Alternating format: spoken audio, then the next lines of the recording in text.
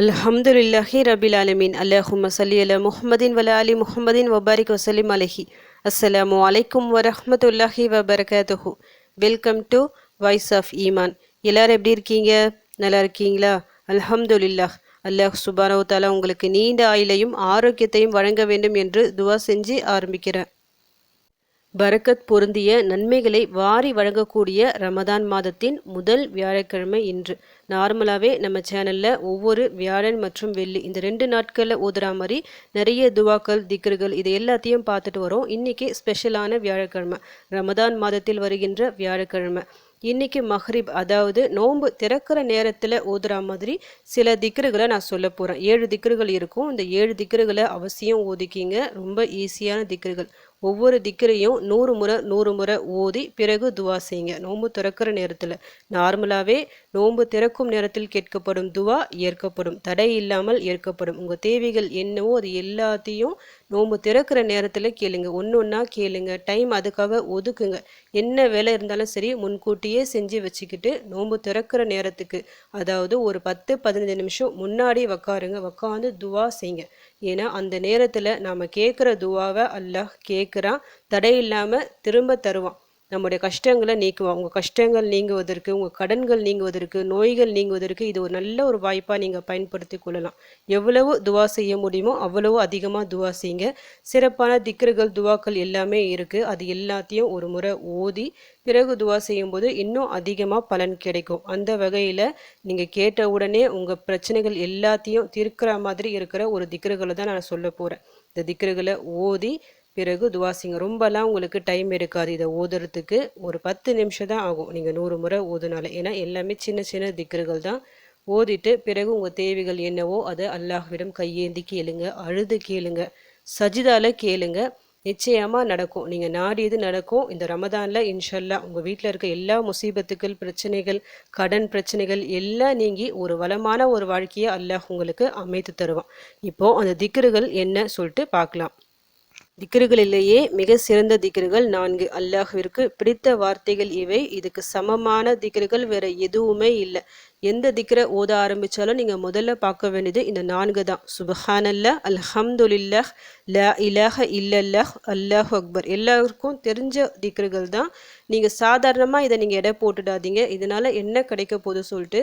ஆனால் எல்லா திக்ருகளை விட இந்த திக்ருக்கு அதிக சிறப்பு இருக்குது. எதை மறந்தாலும் இந்த 4 நீங்கள் ஓத என்றைக்குமே மறக்காதீங்க. டெய்லியும் ஓதிக்கொள்ளுங்க. அடுத்ததாக அஸ்தக்ஃபிருல்லாஹ், 5வது திக்ரு, பாவ மன்னிப்பிற்கான திக்ரு இது. இதையும் டெய்லியும் ஓதுற மாதிரி பார்த்துக்குங்க. 100 முறை இதை ஓதிக்கிங்க. அடுத்ததாக சுப்ஹானல்லாஹி வபி ஹம்திஹி, இந்த திக்ரை 100 முறை ஓதுனா என்ன நன்மை சொல்லிட்டு உங்களுக்கு தெரியும். நம்முடைய பாவங்கள் எல்லாம் கடல் நுரை அளவு இருந்தாலும் சரி அது எல்லாத்தையும் அல்லாஹ் அப்படியே மன்னிச்சிடுவான். பாவங்கள் எல்லாம் மன்னிக்கப்பட்ட நிலையில் நாம் துவா செய்யும் போது நம்முடைய தேவைகள் எல்லாமே நிறைவேறும்.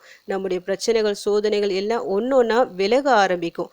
அடுத்து ல ஹவுல வல குவத்த இல்லா பில்லாஹ். எப்படிப்பட்ட மனவேதனையில் நீங்கள் இருந்தாலும் சரி, கவலை என்பது ஏதாவது ஒன்று சார்ந்து இருக்காது. அவங்கவுங்க சூழ்நிலைக்கு ஏற்ப அது மாறுபடும். சில பேருக்கு கடன் பிரச்சனையால் ரொம்ப மனவேதனையில் கவலையில் இருப்பாங்க. சில பேர் பிள்ளைகளால் கவலையாக இருப்பாங்க.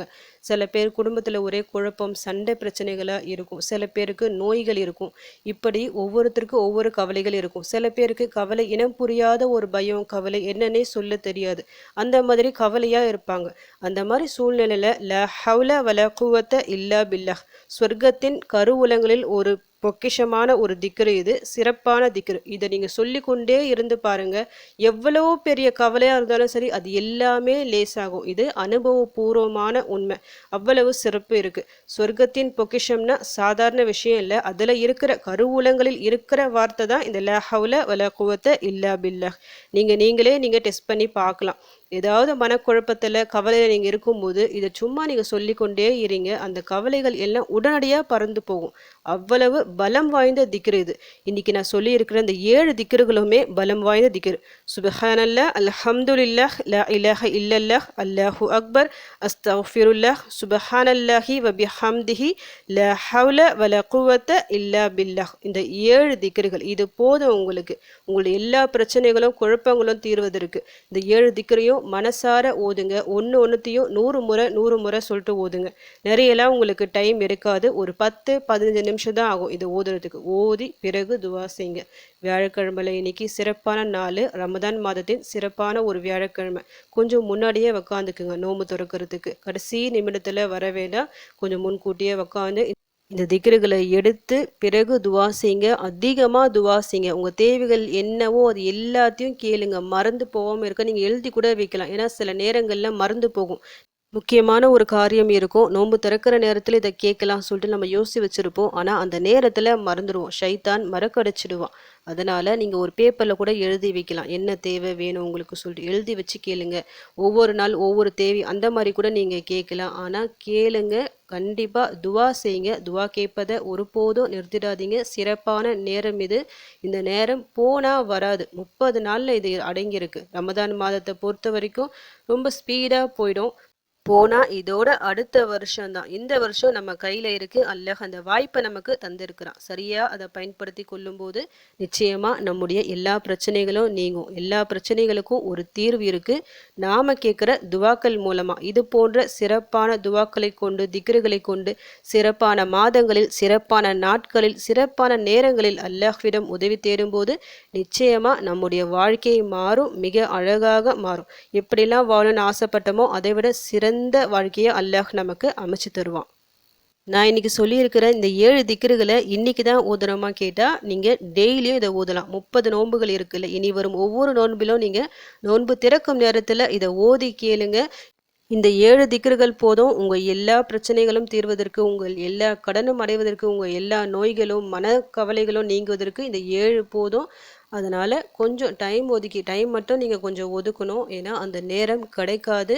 ஈஸியாக ஷைத்தான் வேறு ஏதோ வேலையை காமிச்சு நம்மளுக்கு அந்த நேரத்தை போக்கிடுவான். நேரம் இல்லாமல் பண்ணிடுவான். கடகடன் நோன்பு திறக்கிற மாதிரி ஆகிடும். அதை பண்ணிடாதீங்க. கொஞ்சம் முன்னாடியே உட்காந்து திக்ருகள் துவாக்கள் எல்லாம் எடுத்து துவா செய்யுங்க. நிச்சயமாக உங்கள் வாழ்க்கை மாறும்.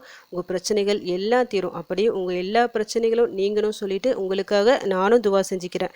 எனக்காகவும் என் குடும்பத்திற்காகவும் நீங்களும் துவா செஞ்சுக்கிங்க. அல்ஹம்துலில்லாஹ். இந்த வீடியோ உங்கள் எல்லாருக்கும் யூஸ்ஃபுல்லாக இருந்திருக்கும்னு நினைக்கிறேன். நீங்கள் தெரிஞ்ச இந்த விஷயத்தை மற்றவங்களுக்கும் எத்தி வைங்க. இதன் மூலம் அவர்களும் பலனடையலாம். இன்ஷா அல்லாஹ். அடுத்த பதிவில் சந்திக்கலாம். ஜஸக்கல்லாஹு கைரன் கசீரா. அஸ்ஸலாமு அலைக்கும் வரஹ்மத்துல்லாஹி வபரகாத்துஹு.